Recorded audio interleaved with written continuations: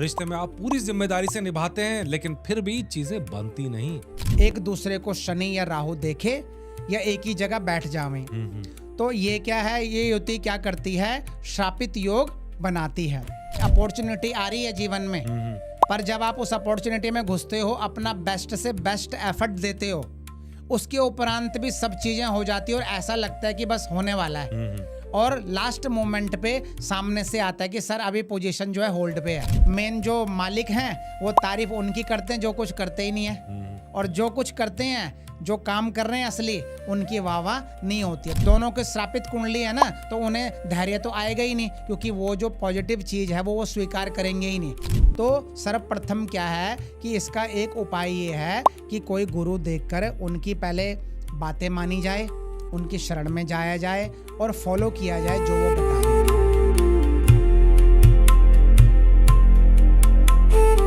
मेहनत बहुत करते हैं लेकिन कामयाबी आते आते रह जाती है।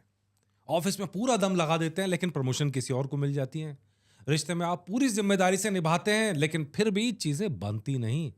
कहीं इसके पीछे आपकी कुंडली का दोष तो नहीं है? ये सवाल बहुत लोगों के मन में, जिज्ञासा बहुत लोगों के मन में है। लेकिन आज के इस एपिसोड में एक खास दोष पर चर्चा होगी जिसको कहते हैं श्रापित योग।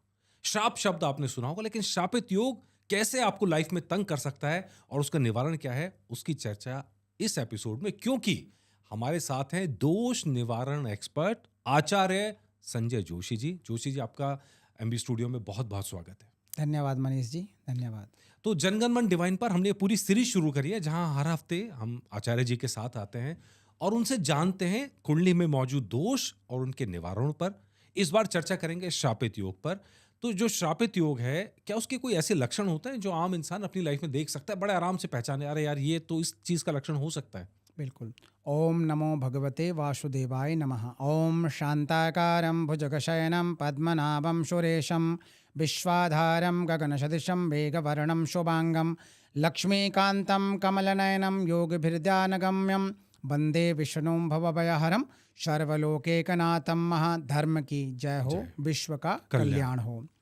तो जैसे कि मनीष जी आपने पूछा, श्रापित दोष, जो नाम से ही श्राप से श्रापित शब्द बना।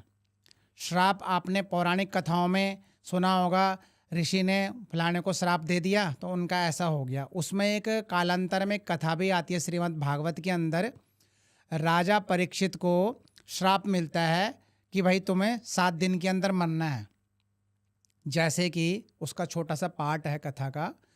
राजा परीक्षित शिकार खेलने जंगल में जाते हैं और प्यास लग जाती है उनको। एक ऋषि के आश्रम में जाते हैं तो ऋषि जो साधना करते हैं वो अपने ध्यान में बैठे होते हैं। ऋषि से परीक्षित जी जल की याचना करते हैं कि हे मुझे जल पिला दो। अब वो तो राजा है, वो अपने एटीट्यूड में बोल रहा है, पर ऋषि अपने ध्यान में है परमात्मा के। तो राजा को क्रोध आ जाता है कि ये ऋषि मुझको इग्नोर कर रहा है, जबकि ऋषि उनको इग्नोर नहीं कर रहे हैं, वो अपनी साधना में बैठे हुए हैं। परंतु राजा को ये लगता है कि आंख बंद करके इसलिए बैठा है कि मुझे राजा का सत्कार ना करना पड़े। तो राजा क्रोधित होकर क्या करता है, पास में मरे हुए एक सर्प को, एक मरे हुए सांप को उस ऋषि के गले में डाल के चला जाता है। वहां से अपने क्रोध की भड़ास निकाल लेता है। अब कुछ देर बाद क्या होता है, उन ऋषि के पुत्र जो गंगा नहाने गए हुए थे, वो उनको खबर जाती है कि ऐसा किसी ने आपके पिताजी के गले में सर्प डाल दिया। वो ऋषि कौन थे? श्रृंगी ऋषि, जो उनके पुत्र थे। तो ऋषि का तपोबल देखो, उस टाइम पे तप का बल में इतनी पावर थी, इतनी एनर्जी थी। उन्होंने बोला जिसने ऐसा किया है वो उसकी 7 दिन के अंदर मृत्यु हो जाएगी, उसे तक्षक नाम का नाग डस लेगा। और 7 दिन के भीतर ही राजा परीक्षित को जाना पड़ जाता है और उससे पहले वो अपना कल्याण करते हैं श्रीमद् भागवत इत्यादि सुनकर। तो ये तो एक उदाहरण हो गया श्राप शब्द की डेफिनेशन। तो श्रापित जो कुंडलियां होती है उनमें पहले हम ज्योतिषीय हिसाब से उस पर प्रकाश डालते हैं। जैसे कि देखा गया है, शनि के साथ अगर राहु की युति हो जाए और प्लस इनका दृष्टि संबंध हो जाए किसी भी घर में, एक दूसरे को शनि या राहु देखे या एक ही जगह बैठ जावें, तो ये क्या है, ये युति क्या करती है, श्रापित योग बनाती है। अब साथ साथ में अगर ये दोष केंद्र में हो जाए, लगन में हो जाए, चतुर्थ भाव में हो जाए, सप्तम भाव में हो जाए, दशम भाव में हो जाए, तो ये और खराब है। अच्छा। हाँ, और डेंजर हो जाएगा। जी। तीसरे नंबर पे अगर यही दोष 6, 8, 12 त्रिक स्थानों में बन जावे, शनि प्लस राहु और प्लस इनका दृष्टि संबंध ये इनके इन प्रकार से कहीं जुड़ जावे, तो ये क्या है, श्रापित योग बन जाता है। अब बनता क्यों है, आप ये समझिए, शनि न्याय के देवता हैं, है ना, क्रोधी हैं। राहु क्या है, अधूरी इच्छाएं, आकस्मिक नुकसान, अचानक भय, अचानक कोई समस्या क्रिएट होना। अब शनि कर्म के फल देने आ रहा है, राहु उसको सपोर्ट कर रहा है कि भैया देना तो पक्का ही है। तो अब हमारे व्यवहारिक जीवन में किसमें ऐसी चीज़ें देखी जाए जो ये चीज़ें दिखती है, तो सर्वप्रथम आपको ये दिखेगा कि अपॉर्चुनिटी आ रही है जीवन में, पर जब आप उस अपॉर्चुनिटी में घुसते हो, अपना बेस्ट से बेस्ट एफर्ट देते हो, उसके उपरांत भी सब चीज़ें हो जाती है और ऐसा लगता है कि बस होने वाला है, और लास्ट मोमेंट पे सामने से आता है कि सर अभी पोजीशन जो है होल्ड पे है, सर अभी जो है इस पोस्ट को ही हमने होल्ड कर दिया है, या अभी ऊपर से इसको होल्ड कर दिया गया, या इसमें अभी बोल रहे हैं कि होल्ड पे रखते हैं। आपने पूरा एफर्ट डाला अपनी तरफ से, सब कुछ किया, आप उसके कैपेबल भी थे, उसके उपरांत भी नहीं हो पाई चीज़ें। दूसरा देखते हैं, मेहनत बहुत है जीवन में, संघर्ष है, फुल मेहनत करते हैं आप, अपने जो भी आपका व्यवसाय है, जो भी आपका कैरियर में आप जो भी काम करते हैं, आप अपना बेस्ट देते हैं, जो सब देते हैं। अब उसमें कई बार क्या होता है ना, वाह कोई और ले जाता है ना, फल कोई और ले जाता है। मेन जो मालिक हैं वो तारीफ उनकी करते हैं जो कुछ करते ही नहीं है, और जो कुछ करते हैं, जो काम कर रहे हैं असली, उनकी वाह नहीं होती है। तो मतलब लाइफ में क्या, अप्रिसिएशन ना मिलना। लेकिन इस लाइन पे जाएंगे, हाँ, तो हर ऑफिस में ऐसा लगता है कि श्रापित जो है योग बहुत ज्यादा ही है, क्योंकि हर आदमी, हर किसी में बॉस का एक चहेता और था, उसके पीछे 9 लोगों को परेशानी जूझनी बिल्कुल पड़ती है। बिल्कुल, उसको भी हम रखते हैं। आप ये मान के चलिए, श्रापित जो दोष है, ये जैसे जैसे आगे हम जीवन में बढ़ रहे हैं, तो आप मान के चलिए श्राप जो है पीछा कर रहा है। अच्छा। जैसे शनि राहु की युति मोस्टली कुंडलियों में देखी गई है। हमारे पास आते हैं क्लाइंट, उन्होंने अपनी चर्चा करी, भैया हम ऐसा कर रहे हैं बिजनेस, जहाँ पे भी प्लान डालते हैं, पहले जो कर रहा था उसका तो बढ़िया चल रहा था, परंतु जब हम उसमें घुसे हमारा सब बेकार हो गया। हमने लोहे की फैक्ट्री लगा ली, हमने दवाई की फैक्ट्री लगा ली, हमने ऑर्गेनिक प्लांट की लगा ली फैक्ट्री, कई चीज़ों की कर ली, परंतु उसमें लाभ नहीं मिल रहा। तो अब उस व्यक्ति ने तो सब करके देख लिया, उसको कहीं ना कहीं मार रहा है वो दोष। तो वैसे आप ये समझ के चलिए कि व्यावहारिक जीवन में कहीं ना कहीं हम ये न किन प्रकार से किसी ना किसी की हाई लेके बैठे हुए हैं, किसी ना किसी का श्राप लेके बैठे हुए हैं। अब उसकी जो कैटेगरी है वो कम ज्यादा हो सकती है, ठीक है, कि भैया कम है, किसी का ज्यादा है, किसी का बहुत ही ज्यादा है, कि उसका तो जीवन ही चला गया मेहनत करते करते, आज उम्र 60 हो गई है, फिर भी पल्ले कुछ नहीं है, कर्जदार और बने हुए हैं। तो कहीं ना कहीं व्यावहारिक जीवन में या अपने कैरियर में ये श्रापित दोष कहीं ना कहीं मिलता है, और उसके ये उदाहरण हैं। जी। ऐसे रिलेशंस के अंदर भी दिखाई देता है? बिल्कुल, जब आप ग्रस्त जीवन की बात करते हैं, रिलेशन की बात करते हैं, अगर सपोज श्रापित कुंडली है दोनों में से एक की, अच्छा, दोनों से एक की श्रापित कुंडली है, या उनके 7th हाउस में राहु प्लस शनि है, तो सबसे पहले क्या होगा, विचारों में असमानता आएगी। मेंटली वो लोग एक दूसरे को एडजस्ट नहीं कर पाएंगे, मतलब झेल नहीं पाएंगे। एक पर हावी रहेगा, दूसरा एक पर हावी रहेगा, एंजाइटी बनी रहेगी, और क्या होगा, शक की भावना, मतलब एक को दूसरे पे शक करना कि ये क्या कर रहा है, ये क्या कर रहा है।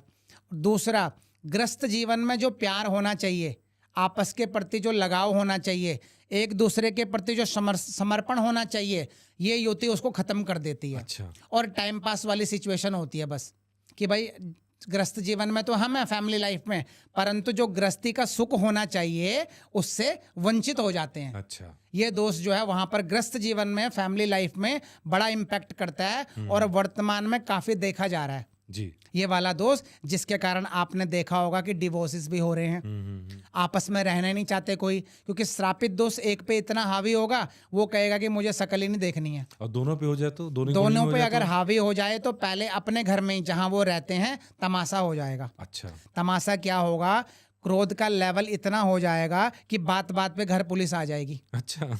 बात बात पे पुलिस बुलाई जाएगी, और एक दूसरे का कि ये ऐसा कर रहा है, ये मेरे पे ऐसा कर रहा है, इसके माँ बाप ऐसे कर रहे हैं। मतलब दोषों की तो कमी नहीं है, इतने दोष गिनाएंगे एक दूसरे को, परंतु लास्ट में रियलाइज किसी को नहीं होगा। अच्छा, ये भी रियलाइज भी नहीं होगा। रियलाइज नहीं होगा हाँ। क्योंकि सब दोनों के श्रापित कुंडली है ना, तो उन्हें धैर्य तो आएगा ही नहीं, क्योंकि वो जो पॉजिटिव चीज है वो स्वीकार करेंगे ही नहीं। क्योंकि जो ग्रस्त जीवन है उसका लक्षण क्या है? एक दूसरे के प्रति समर्पण। भाई सहना तो आना चाहिए, परंतु श्रापित होने के कारण दोनों में अहंकार डेवलप हो गया, दोनों में झुकाव नहीं हुआ। और राहु क्या है कि मेरे को यहाँ बेस्ट नहीं है, राहु उनको क्या उकसा रहा है कि बेस्ट नहीं है, हमारी लाइफ अच्छी नहीं है, या ये मेरे लिए उतना नहीं कर रहा जितना मैं चाह रहा हूँ। तो ये कहीं ना कहीं दोनों की अगर श्रापित कुंडली है तो पहले तो आपस में मारा मारी होती है, फिर एक दूसरे की फैमिलियों को जेल तक का दरवाजा देखना पड़ता है। ऐसे भी केसेस देखे गए हैं। तो बड़ा ही ग्रस्त जीवन में बड़ा विकट ये योग है जो कई घरों में मतलब बहुत नुकसान करता है और बर्बाद कर देता है। तो कितना कॉमन है, मतलब जो आपके पास कुंडलियां आती हैं, इतनी सारी कुंडलियां आपने देखी हैं, तो कितना कॉमन ये योग कितना कॉमन है, या मतलब दोष कहना चाहिए, दोष कितना कॉमन है कि जब आपके पास लोग लेके आते हैं? देखो जनरली आजकल चाहे श्रापित दोष हो और उसके साथ में चंद्रमा भी ऐड हो। अच्छा। मतलब अभी तो हमने आपको बताया शनि और राहु की युति का, ठीक है। इसमें अगर चंद्रमा भी ऐड हो जाता है तो ये कॉमन दोष हो जाता है। अच्छा, तब कॉमन हो जाता तब है। ये कॉमन है। मतलब क्या है कि कहीं ना कहीं शनि से चंद्रमा पीड़ित है और कहीं ना कहीं दृष्टि संबंध है। तो मन का कारक क्या है? चंद्रमा। ठीक है, मन से ही सब चीजें हो रही है, मन की सेटिस्फेक्शन नहीं हो रही है तो हम सामने वाले पे दोष गिना रहे हैं, क्योंकि तसल्ली नहीं हो रही है चीजों में। क्योंकि मन जब स्वीकार करेगा कि ये आदमी के साथ मेरा अच्छा निभेगा तभी तो निभा पाएंगे। अब मन ने स्वीकार ही नहीं करा, आप वैसे रह रहे हो पर अंदर से स्वीकार नहीं कर रहे हो, तो वो क्या है? आपस में धीरे धीरे इकट्ठा होके क्लेश बन जाता है। एक नेगेटिव एनर्जी बन जाती है जो एक दिन विस्फोट होती है और दोनों को अलग कर देती है। जो आपस में समझ लो बहुत प्यार है दोनों में, जब उन्होंने शादी करी है इतना प्यार है कि एक दूसरे की थाली में भोजन करते हैं, समझ लो। आज इस योग के कारण या इस योग की दशा अंतरदशा आने के कारण इतना खराब हो गया कि शकल देखना नहीं चाहते एक दूसरे का। तो कॉमन लाइफ में भी आप मान सकते हो कि आजकल जो पैटर्न देखा जा रहा है आपस में डिवोर्स होने का, उसमें ये चंद्रमा का रोल होने से कारण क्या है? धैर्य नहीं है किसी के अंदर, पेशेंस लेवल बिल्कुल जीरो है। मतलब कोई सहन शक्ति तो है ही नहीं है। सहन शक्ति का कारण ये भी हो सकता है कि सब कमाने वाले हैं आजकल, सब अपना अपना ला रहे हैं कमा के, तो भाई दबे क्यों? है ना, वो वाली परंपराएं तो रही नहीं पहले वाली, जिसमें कि एक व्यक्ति चलाता था, सब लोग बैठ के खाते थे। आज क्या सब ला रहे हैं। तो जो माया आ रही है, जो पैसा कमा के ला रहे हैं, उसने क्या मन में भर दिया कि हम भी कुछ हैं, हम क्यों दबे?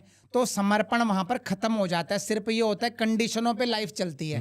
आप करोगे तो मैं भी करूंगी और नहीं करोगे तो मैं भी नहीं करूंगी। उदाहरण के लिए आप मेरे माँ बाप की इज्जत करोगे तो मैं भी करूंगी, और आप नहीं करोगे तो मैं भी नहीं। मतलब एफर्ट नहीं डालने बीच में, जो संस्कार हैं वो कहीं नहीं है। मतलब तो व्यावहारिक जीवन में भी इस योग के ये घटक, ये परिणाम देखे गए हैं कि घर बर्बाद होते हुए देखे गए हैं। समर्पण ही नहीं है। तो चलिए, ये तो हो गई प्रॉब्लम्स, अब इनका सॉल्यूशन क्या है, समाधान क्या है? बिल्कुल, जो श्रापित दोष की हम बात कर रहे हैं, जिस पर चर्चा कर रहे हैं, इसमें यह देखा जाता है मनीष जी, जनरली जो ये दोष है और ग्रह कितने बलवान हैं। जैसे अगर इस दोष में, जहां पर कुंडली में यह दोष बन रहा है, वहां पर देवगुरु बृहस्पति की दृष्टि हो जाए, है ना, कोई शुभ ग्रह उस घर को देख रहा हो, जैसे लगन में ये दोष अगर है तो इच्छाएं पूर्ति नहीं होएगी, अधूरा रहेगा कुछ ना कुछ जीवन में। अधूरा जैसे आदमी ने तमाम काम कर लिए जीवन में, तमाम बिजनेस कर लिए, परंतु तसल्ली नहीं हो रही है कि भाई ये कर लूँ वो कर लूँ, मतलब सेटिस्फेक्शन नहीं होएगी। अब क्या है कि यही दोष अगर 4th हाउस में बन जावे तो घर नहीं बना पाएगा। अच्छा, माता से बॉन्डिंग नहीं बन पाएगी अच्छी। उल्टा मतलब ब्लेसिंग लेने की जगह हाई ले लेगा। अच्छा, क्योंकि वाणी इतनी क्रूर हो जाएगी, सहन शक्ति नहीं होएगी। चंद्रमा पीड़ित होने से जुबान कड़वी हो जाएगी, तो क्या है, उल्टा बोलेगा। और उल्टा बोलेगा कोई माँ बाप को तो ब्लेसिंग कहाँ से आएगी? बेशक बोल ना पावे पर हृदय से तो अंदर निकलेगा ना कुछ, तो वो श्रापित तो प्रत्यक्ष बन गया, वो तो प्रत्यक्ष श्राप बन गया। अब जो है निवारण की बात करते हैं जब हम इस पे, तो पहले तो उस पर्टिकुलर व्यक्ति की कुंडली में जिसमें यह दोष हो कहीं भी, अगर गुरु देख रहे हों, देव गुरु बृहस्पति उस पर्टिकुलर हाउस को देख रहे हों, पर्टिकुलर प्लैनेट को देख रहे हों, तो उस दोष में कमी आ जाती है। अच्छा, हाँ, क्यों आती है कमी? देव गुरु बृहस्पति जो हैं देवताओं के गुरु हैं, ठीक है, आध्यात्म से रिलेटेड हैं। तो ऐसे व्यक्तियों को अगर काउंसलिंग की जाए, उनको स्पिरिचुअल ज्ञान दिया जाए, आध्यात्म से उनके लाइफ को जोड़ा जाए, किन लोगों की? जिनकी कुंडली में ये दोष है, अगर उनको आध्यात्म से जोड़ा जाए तो आदि समस्या इससे समाधान हो जाएगी। क्योंकि भाई वो योग क्या है, गुरु देख रहे हैं तो उनको कोई गुरु मिलेगा, लाइफ में कोई भी मिल सकता है, उनका शिक्षक हो सकता है, उनका कोई मित्र हो सकता है जो उनके इस खटास वाले पार्ट को अपना कुछ विचार देके, कुछ ज्ञान देके उसमें अच्छा कर दे, या उनको कोई आध्यात्मिक स्पिरिचुअल गुरु मिल जावे जो उनको कुछ बतावे, रेमेडीज बतावे, तो वो अपने जीवन में उसको इम्प्लीमेंट करें तो उनका कल्याण हो जाए। तो पहला तो ये हो गया कि ऐसी कुंडली जिनकी श्रापित कुंडली है, अगर वो वैसे भी गुरु की शरण में चले जाएं, हाँ, तो थोड़ा इससे लाभ मिल जाता है। आराम से आप ये देखो ना, लाभ मिलेगा कैसे? मन भटका हुआ है, मन को ठिया ही नहीं है कहीं, है ना, अधूरी इच्छाएं हैं, शनि क्रोधी बना रहा है, किसकी भावना? बदले की, इसने ऐसा किया तो मैं भी ऐसे करूंगा। तो ये भावनाओं पे कब अंकुश लगेगा? जब हम किसी की शरण में जाते हैं। अब वो चाहे गुरु हो, चाहे कोई परमात्मा की शरण में आप जाते हो, तो आप वहाँ क्या सीखते हो? झुकना सीखते हो पहले तो, कि भाई झुके बिना तो मिलेगा ही नहीं कुछ भी। भाई पेड़ों को भी आंधी में झुकना पड़ता है तभी टिके रहते हैं, जो पेड़ खड़े रहते हैं वो उखड़ जाते हैं। तो ये क्या है कि जब तक हम झुकेंगे नहीं, चाहे वो किसी गुरु के चरणों में, चाहे किसी ज्ञान के आगे, चाहे किसी परमात्मा के स्थान पर, तब तक क्या है आपके अंदर ये रियलाइज नहीं होगा कि भाई झुक के भी कुछ मिलता है। समर्पण जब तक नहीं होगा, तो सर्वप्रथम क्या है कि इसका एक उपाय ये है कि कोई गुरु देखकर उनकी पहले बातें मानी जाए, उनकी शरण में जाया जाए और फॉलो किया जाए जो वो बता रहे हैं। ठीक है जी। अगर आप किसी मंदिर में जाते हैं, किसी भगवान को मानते हैं, उनको फॉलो करो। जनरली क्या होता है मनीष जी, लाइफ में ना जनरली लोग बोलते हैं हम हनुमान जी को मानते हैं, भगवान कृष्ण को मानते हैं, पर लोग ये भूल जाते हैं कि मानना श्रेष्ठ नहीं है, उनकी मानना जरूरी है। हाँ, भाई परमात्मा की तो माननी है ना, ऐसे तो हम बोलते हैं हम उसको मान रहे हैं, इसको मान रहे हैं, नहीं, उनकी क्या कंडीशन है, उनको मानना है। जो भी चीजें हैं लाइफ में, भगवान ने क्या निर्देश दिए हैं हमको, एटलीस्ट वो तो मानो। सही बात है। अब भगवान प्रकट तो होंगे नहीं, या हमारे इतने तगड़े कर्म तो है नहीं कि भगवान हमको दर्शन दे लें, या तो ऋषि लोग गुफाओं में बैठे हुए हैं, तप कर रहे हैं इतने सालों से, उनको अभी तक दर्शन नहीं हुए हैं, तो हम कहाँ के वो हैं? खेत की मूली हैं। वही तो, हम कित खेस की मूली हैं जो हमको दर्शन हो जाएंगे। तो जब तक समर्पण नहीं होगा, गुरु की शरण नहीं होगी, तब तक लाइन नहीं मिलेगी। और अगर आपने समर्पण कर लिया तो आपको लाइन मिल गई। चलिए ये एक हो गया। हाँ, ठीक है, इसके अलावा और कुंडली के हिसाब से अगर हम देखें और क्या उपाय हो सकते अब हैं? आते हैं दूसरे उपाय पे। ये तो हमने बताया शुभ ग्रह के दृष्टि से आपको गुरु मिल जाएगा। ठीक है। अब आते हैं क्या आप ऐसी रेमेडीज करें, जी, क्या आप ऐसी दिनचर्या में परिवर्तन करें, क्या आप रोजाना में खान पान में कुछ करें ताकि ये दोष जो है कम हो। ठीक है। सर्वप्रथम नियम बनाया जाए, अगर ग्रस्ती व्यक्ति है, फैमिली वाला व्यक्ति है, क्या करे, हफ्ते में एक दिन सेवा करे किसी देवालय में जाकर। अच्छा। किसी मंदिर में जावे, किसी गुरुद्वारे में जावे, किसी गौशाला में जावे और वहाँ पर श्रम दान करे। श्रम दान मतलब फिजिकली वहाँ पर कुछ एक्टिविटी करे जो वहाँ पर होती है, उसमें अपना सहयोग करे। इन केस वो व्यक्ति की डेजिग्नेशन ऐसी है, उसे लगता है यार मैं ऐसी जगह पे करूँगा तो लोग देख लेंगे भाई वहाँ सेवा कर रहा है, और मैं झाड़ू मारूंगा, मैं पोछा लगाऊंगा, अहंकार पहले से व्याप्त है मन में, तो सेवा नहीं हो पाएगी उससे। तो क्या करना, उसको उस पर्टिकुलर जगह पे क्लीनिंग से रिलेटेड जो आइटम्स है वो डोनेट करे। अच्छा। डस्टबिन डोनेट करे, पायदान डोनेट करे, है ना, झाड़ू डोनेट करे, क्लीनिंग से रिलेटेड जो चीज़ें हैं वो अपने हाथ से वहाँ रख के आवे और हाथ जोड़ के आ जावे, अगर सेवा नहीं हो सकती है। दूसरे नंबर पे, अगर ये दोष व्यक्ति के लगन में बन रखा है, लगन में दोष है ये, तो सर्वप्रथम वो है व्यावहारिक जीवन में कड़वा बोलना कम करे, मीठा बोलने की शुरुआत करे। जो निकट लोग हैं घर में, परिवार है, माता है, पिता है, अपनी संतान है, उग्रता से बात ना करे। हमारे शास्त्रों में ये बोला गया है कि बच्चे जो हैं भगवान का रूप होते हैं। अब पहले अपने बच्चों से मीठा बोलना शुरू करें।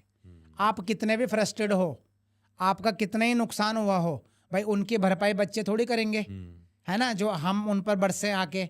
तो घर में जब आवें तो ऐसी फीलिंग लेके आवें कि आप मंदिर में घुस रहे हैं। जैसे मंदिर में जाते हैं ना तो शांत हो जाते हैं कि भाई हम पहुंच गए कहीं, तो शांत होके अपना मेडिटेशन करते हैं। ठीक है। ऐसे ही अपने घर में जब घुसे तो ये मान के चले कि जो भी रोग शोक है, दरिद्रता है, नुकसान है, नफा नुकसान, सब छोड़ के अपने घर में आवे, मीठा बोल रखे।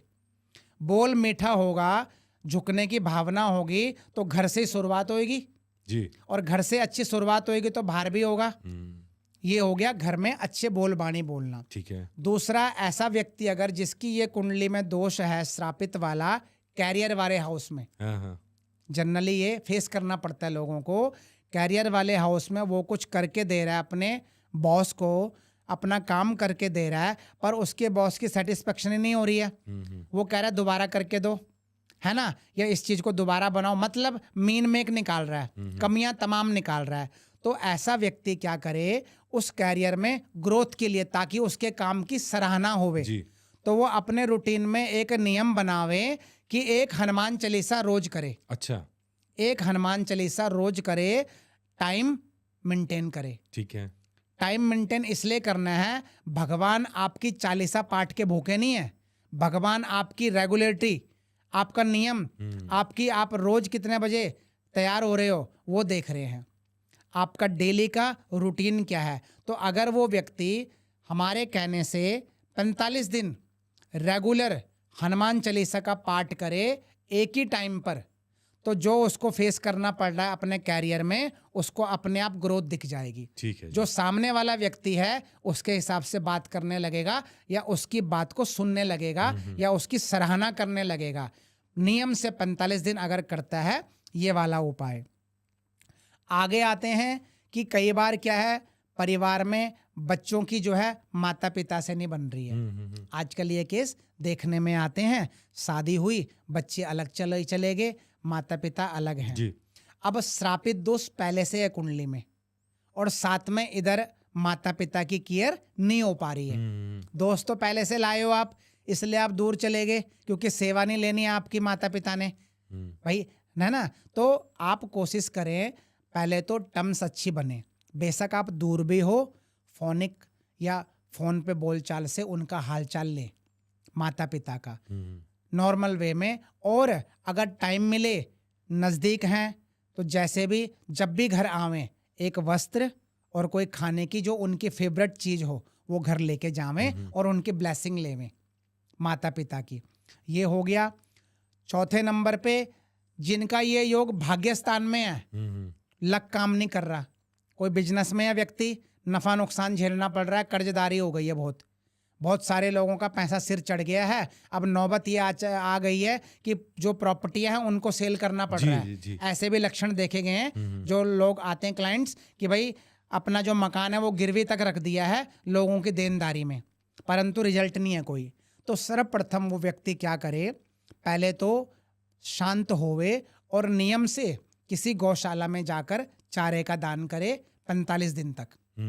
चारा दे पर्टिकुलर जाके, और चारा देने के बाद में अपने घर आवे और अपने घर के मंदिर में देसी घी का जोत जलावे और भगवान हनुमान जी का ऋण मुक्ति स्तोत्र का पाठ करे। अच्छा। ऋण मुक्ति स्तोत्र हनुमान जी का एक है, उसका पाठ उतने 45 दिन तक करे। मतलब 45 दिन तक पहले तो चारा दान करे, और फिर घर आकर सुबह शाम में जब भी टाइम है, ऋण मुक्ति एक स्तोत्र है, बड़ा पावरफुल स्तोत्र माना जाता है उसको। बड़े से बड़े कर्जदारियों ने उसका पाठ करने से अपना कर्जा निपटाया है, तो उसका पाठ करे। रही बात टाइम की, टाइम मेंटेन करना होगा, क्योंकि आप जो भी तप करते हो वो तभी फल करेगा जब आपकी रेगुलर मेंटेन होगी। क्योंकि परमात्मा भी किस लिए फल देंगे आपको भाई? आप कर क्या रहे हो? मतलब जो पाठ कर रहे हो उसके भूखे तो है नहीं वो। सही बात वो है। आपकी नियम देख रहे हैं। भाई ऋषि लोग क्या करते थे?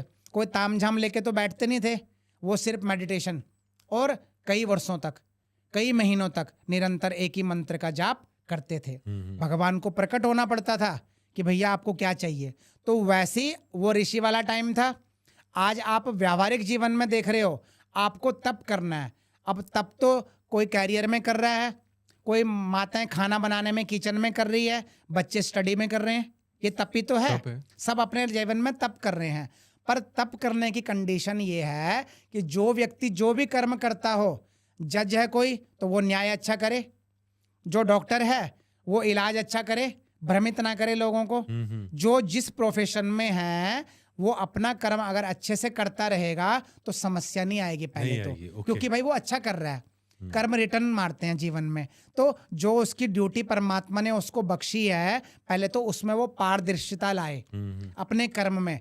बढ़िया है कोई दुकानदारी वाला, तोल अच्छे से करे। कुछ बना रहा है, कोई मैन्युफैक्चरिंग कर रहा है किसी चीज की, उसमें बेईमानी ना करे, क्योंकि वहीं से तो कर्म बनना शुरू होगा ना भैया। जो आपकी लाइफ स्टाइल है उसी से शुरू हो गया। तो सर्वप्रथम वो व्यक्ति क्या है, पहले कर्म की शुद्धि करे। जिस प्रोफेशन में है, अध्यापक है कोई तो अच्छे से स्टडी करावे, अपना एफर्ट डाले पूरा। तो ऐसे करके वो व्यक्ति अपने कैरियर को भी मजबूत कर सकता है, अपने भाग्य को भी मजबूत कर सकता है, और अपने रिलेशन को भी मजबूत कर सकता है इन छोटे छोटे उपायों को करने से, और एक मजबूत जीवन जी सकता है, और इस श्रापित दोष को कम कर सकता है या पूरा समाप्त कर सकता है। ऐसा वो अपने जीवन में देखेगा। 45 दिन के अंदर ही उसको रिजल्ट मिल सकता है। हम तो यूट्यूब पे इतने सारे टोटके देखते हैं कि ये कर दो, ये कर दो, ये कर दो, तो लिटरली टोटके होते हैं। आप तो जो बता रहे हैं वो तो लाइफस्टाइल चेंज है कि भाई लाइफ में दूसरों का अच्छा करोगे तो रिटर्न आएगा। आप भगवान की पूजा करो, पूजा पाठ करो, ध्यान लगाओ। आप तो जो ये कह रहे हैं वो ये कह रहे हैं। तो मार्केट में ये जो चलते हैं दोष निवारण के, कि मतलब बहुत अजीब अजीब तरीके सुने हैं, वो आपने भी सुने होंगे, नाम नहीं लेना चाहता मैं उनके। हाँ। तो क्या वो तरीके काम करते हैं क्या? देखो मनीष जी, ये संसार है, ठीक है। आपने कहावत सुनी होगी, जो बोओगे वो काटोगे। पहले तो सर्वप्रथम ये मान के चलिए कि आपको हमेशा जो आपको ड्यूटी दी है वो निभानी है। भगवान ने भी तप बल के कारण संसार चला रहे हैं। ब्रह्मा जी ने तपस्या करी तो उनको संसार रचना हुई उनके हाथ से। विष्णु जी इसको ऑपरेट कर रहे हैं। भगवान शंकर निर्माण भी कर रहे हैं और तबाह भी कर रहे हैं, विनाश भी कर रहे हैं। तो सबकी ड्यूटियां हैं। अब बात कर रहे हैं जो आपकी मार्केट में जो चल रहा है। देखो, अपना व्यापार बढ़ाने की जो मैंने बात करी है, सबका व्यापार है ना। तो वो भी अपने व्यापार बढ़ाने के लिए कुछ भी बोल रहे हैं कि ये कर दो, वो कर दो। जनरली आप सोचो कि ये सामान पकड़ो और उसमें बहा दो, ठीक है। ये सामान पकड़ो तो पीपल में गाड़ दो, ये सामान पकड़ो तो इसको जमीन खोद के उसमें गाड़ दो। देखो, आप ये समझिए, पहले तो जो कर्म है वो पीछा नहीं छोड़ेंगे। तो लाइफस्टाइल आप अगर सुधारते हो अपने जीवन में तो आपका पैटर्न शुरू हो गया, क्योंकि लाइफ छोटी सी तो है नहीं। आपकी उम्र अगर इन जनरल लेके चले 60-70 साल तो हो जाएंगे। अब उसमें आदमी उसको शुरुआत से उसने अपने जीवन में नियम बनाया कि भैया मुझे पारदर्शिता रखनी है अपने कर्म में, चाहे मार्केट में जो भी चल रहा हो। सही है। मैं छलांग नहीं लगाऊंगा, तरीके से चलूंगा। अब छलांग लगाते हैं तो कुछ दिन तो चमकते हैं, कुछ दिन के बाद फुस हो जाते हैं। तो कर्म का भेद ये है कि आपको तरीके से करना, जो भी काम करना है। जो उपाय मैंने आपको बतावे वो समाज से जुड़े हुए हैं। जी जी जी। ठीक है। आप देवालय में जाते हैं, सेवा करते हैं, आपका मन क्या है, शांत होगा। आप गौशाला जाते हैं, सेवा करते हैं, गाँव की सेवा करते हैं, उनको चारा डालते हैं, आपका मन शांत होगा। आप ये समझिए, यहाँ तो लोग चारा डालते हैं गौशालाओं में जाके, अन्न इत्यादि दान करते हैं। अमेरिका में काउ थेरेपी ली जाती है। काउ थेरेपी चल रही है ना। जो लोग टेंशन में हैं, जिन्हें मतलब तनाव ने घेर रखा है, वो जाके काउों से लिपट रहे हैं, गायों से हक कर रहे हैं कि हमें मन की शांति मिले। तो जब अमेरिका ये जान चुका है तो यहाँ पे लोगों को समझ नहीं आ रहा है।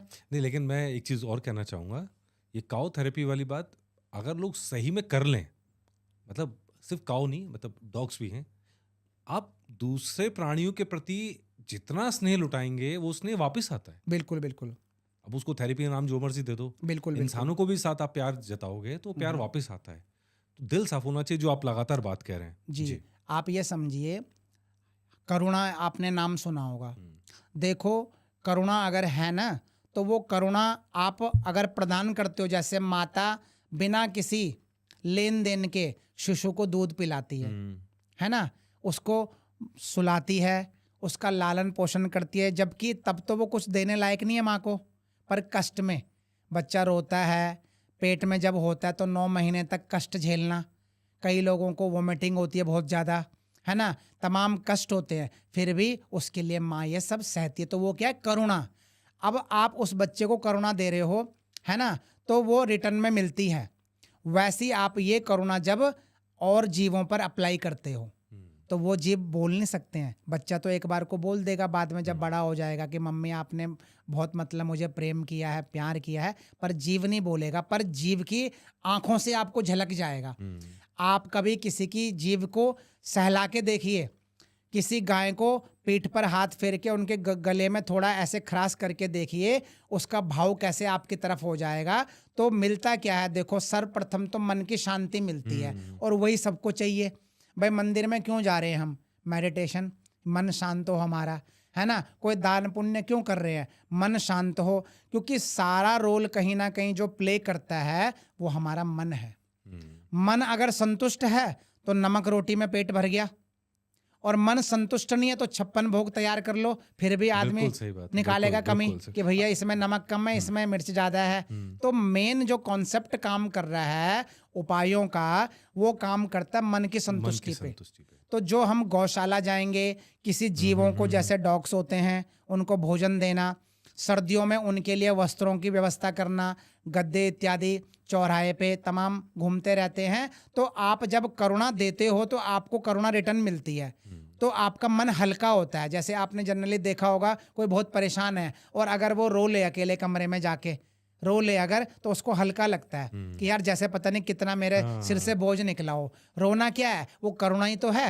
आप उस मन को बिल्कुल, आपने तन मन धन सब कुछ छोड़ दिया उस टाइम, बिल्कुल मन बिल्कुल वो हो गया आपका। तो वो करुणा जब आप जीवों के प्रति करते हो, और वो जीव अगर आपको उसकी आंखों से दिखे कुछ झलक रहा है, तो उस समय जो आनंद की अनुभूति होती है वो कोई वस्तु नहीं दे सकती।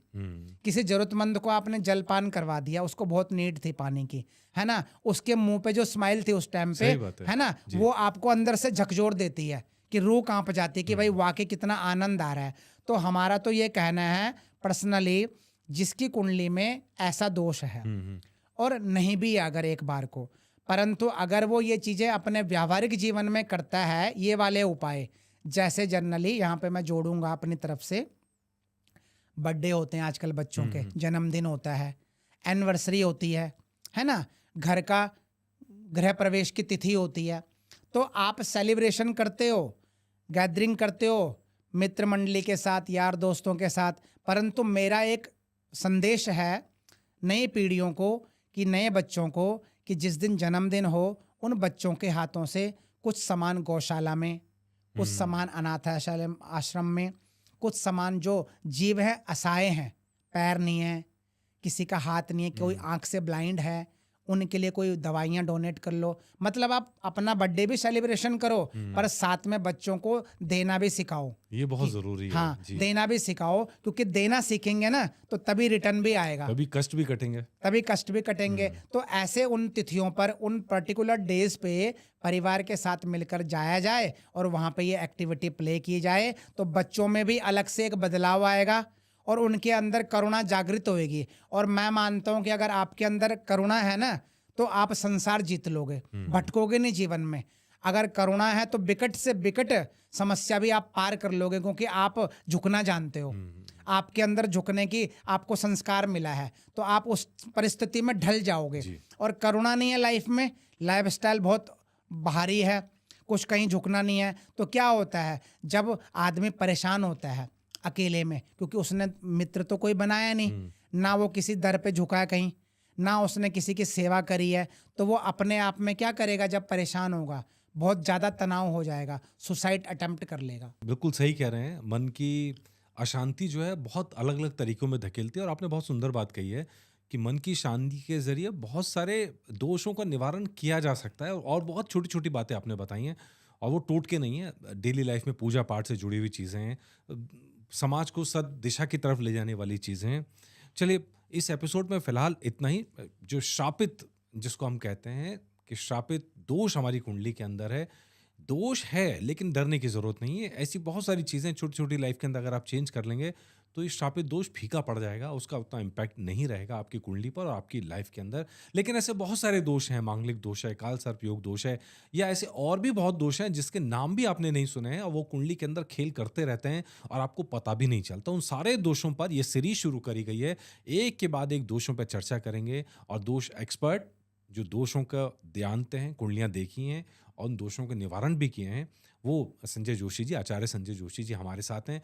हर हफ्ते गुरुवार को हमारे साथ जुड़ेंगे, और ऐसे ही हम एपिसोड आपके लिए लाते रहेंगे। आप स्टूडियो में आए, आपका बहुत-बहुत धन्यवाद। धन्यवाद मनीष जी, धन्यवाद। चलिए, उम्मीद करते हैं अगले हफ्ते फिर आपसे जुड़ेंगे, और जेजीएम डिवाइन पे ध्यान रखिएगा। पूरे हफ्ते आपके पास ऐसे कार्यक्रम हमारे पास हैं, ऐसे गेस्ट हमारे पास हैं, जो ना सिर्फ आपके ज्ञान की वृद्धि करेंगे, बल्कि आपकी लाइफ को एक सुंदर दिशा की तरफ लेके जाएँगे। अब सुबह उठेंगे तो मेडिटेशन म्यूजिक के साथ उठेंगे, भजन के साथ आपकी शुरुआत होगी। आप दिन में आगे बढ़ेंगे तो दिन कैसे बेहतर बनाएं, इस पे चर्चा होगी। स्पिरिचुअल गाइड जो हैं वो हमारे साथ जुड़ रहे हैं, आपकी लाइफ गाइड हमारे साथ जुड़ रहे हैं, मोटिवेशनल गाइड्स जो हैं वो हमारे साथ जुड़ रहे हैं। इसके अलावा वास्तु है, न्यूमरोलॉजी है, टैरो है, इन सब के एक्सपर्ट्स को हम अपने साथ जोड़ रहे हैं। और हमारी एक ही शर्त है, जो हमारे साथ जुड़ रहा है वो कम से कम आचार्य ज़रूर हो, डॉक्टर तो ज़रूर हो, पढ़ा लिखा हो कम से कम, जो हवा में बातें ना करे। मतलब हम एक नॉर्मली एक शब्द कहा जाता है कि ना पढ़े ना पढ़ा है, बस ज्योतिष उठा के देखना शुरू कर दिया, हाथ देखने शुरू कर दिए। हम ऐसों के साथ कोलैबोरेशन नहीं कर रहे हैं। हम पूरे हफ्ते, अगर आप देखेंगे, हमारे पास ऐसे लोग हैं जो आपकी हीलिंग में मदद करेंगे, जो आपको लाइफ में बेहतर बनाने में मदद करेंगे। और उम्मीद कर रहे हैं ये शोज़ हमारे आपकी लाइफ को भी छू पाएँ, उनमें कुछ बदलाव ला पाएँ। याद रखिएगा, हमारे चैनल का नाम है जन गण मन डिवाइन, शॉर्ट फॉर्म में जेजीएम डिवाइन। रोज़ आपकी लाइफ के लिए सूत्र यहाँ पर होंगे, हमारे पुराणों से, लोगों के जीवन से, ताकि ये ज़िंदगी, ये समाज और बेहतर बन सके। नमस्कार।